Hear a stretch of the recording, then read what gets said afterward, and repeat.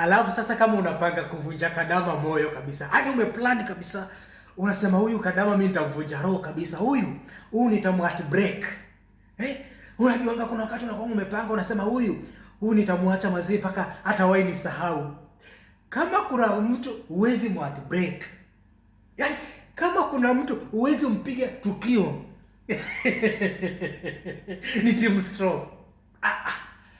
Kama kuna sijui kama unanielewa.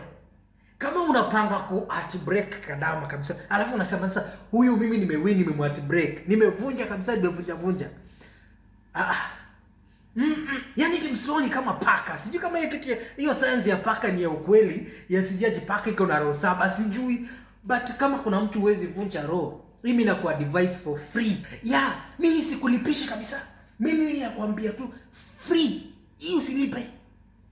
Kadama huwezi mvunja roho. Yaani huyo mtoto wa kike amekipitia. Sasa tumuleka na Kadama sasa. Hiyo ndoa sasa, either wewe utoke umwache. Ni wewe utatoka umwache, kwa sababu huyo sasa yani hakuna kitu utafanya imshtue. Yaani hakuna, sijui kama unanielewa, hakuna kitu unaweza fanya aipate ni kama ni kitu kigeni. Hii story sijui ati umeenda umekuja sijui usiku, sijui ati umetoka umeenda umelala siku 3 nje. Hizo vitu hata hizi store mtoto anaitwa Kadama. Hizo vitu kama hizo haiwezi mstua kabisa. So unaulizaje Team Strong mnakuanga na roho gani? Kwa sababu ni roho gani mnatumia?